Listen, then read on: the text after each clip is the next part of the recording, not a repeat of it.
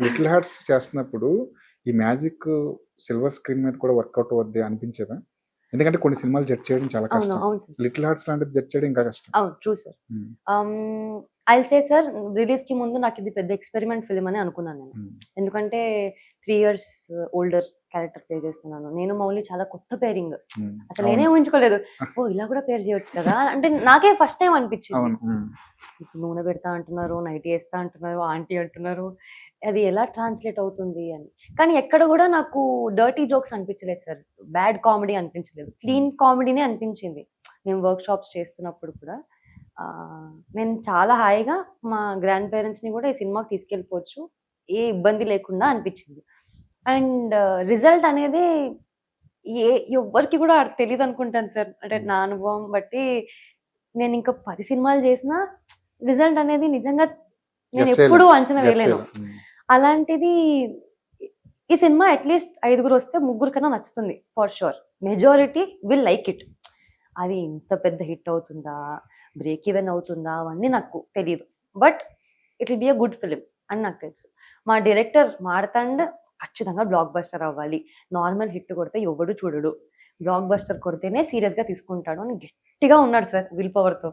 So, maybe వాళ్ళంతా and Bunny Vas గారు, వంశీ గారు వచ్చాక స్కేల్ అప్ అయింది సార్. అవును. ఆ రీచ్ గూడా డిస్ట్రిబ్యూటర్స్ పెద్దగా వచ్చినప్పుడు US release, UK release, Australia release ఇవన్నీ అయిపోయేసరికి చాలా మంది అండ్ నెట్‌ఫ్లిక్స్‌లో రిలీజ్ అయ్యాక వేరే భాష వాళ్ళందరూ చూసేసి దానికి అప్రిసియేషన్. హ్మ్. సో, ఒక చిన్న ఫిల్మ్‌కి బిగ్ లవ్ అంటారు కదా సార్. అవును. Little hearts but big hearts. One అవును. బిగ్ హార్ట్స్ అవును. అన్నట్టు. 2026లో చిన్న సినిమాల్లో పెద్ద హిట్ ఏది? హ్మ్. 'Little hearts.' హ్మ్. అందరికి డబ్బులొచ్చినాయి. హ్మ్. సినిమా కొన్న వాళ్ళకి డబ్బులొచ్చినాయి. తీసిన వాళ్ళకి డబ్బులొచ్చినాయి. పని చేసిన వాళ్ళు స్టార్స్ అయిపోయారు. అంటే ఒక్కొక్క మ్యాజిక్ 10 ఏళ్ళకి ఒకసారి జరిగే మ్యాజిక్ అవునవును. 'లిటిల్ హార్ట్స్' అనేది. హ్మ్.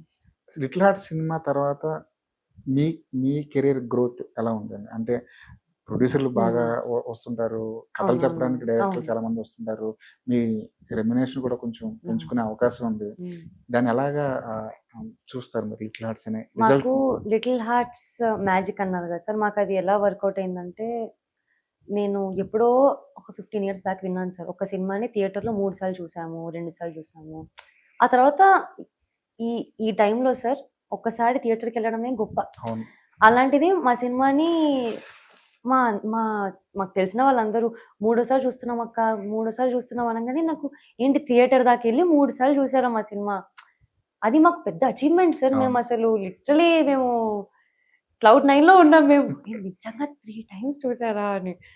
సో, పెద్ద రెస్పాన్సిబిలిటీ ఆల్సో యాడ్ అయింది. ఇప్పుడు ఇంత బాగా చేసామా, now we have to take advantage of this hit.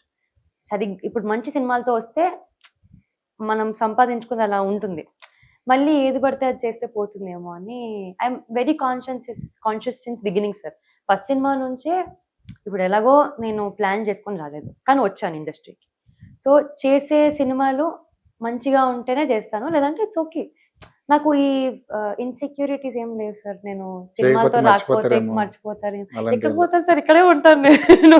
Alien అసలు స్పేస్ షిప్‌లో వెళ్ళిపోవడానికి ఇక్కడే ఉంటాను. నేను ఎక్కడికి వెళ్ళను. మంచి కథలొస్తేనే చేయాలి. లేదంటే క్వాలిటీ ఓవర్ క్వాంటిటీ అంటారు కదా సార్. అవును. యాహ్! సో, నేను 5 సినిమాలు చేసినా మంచిగా చేయాలి. అది కమర్షియల్లీ హిట్టా, క్రిటికల్లీ హిట్టా అనేది మన చేతిలో ఉండదు. అవును. బట్ యాస్ ఎన్ ఆర్టిస్ట్ నాకు ఆ సాటిస్ఫాక్షన్ ఉండాలి. నేను మంచి సినిమాలు ఎంచుకుంటున్నాను అని.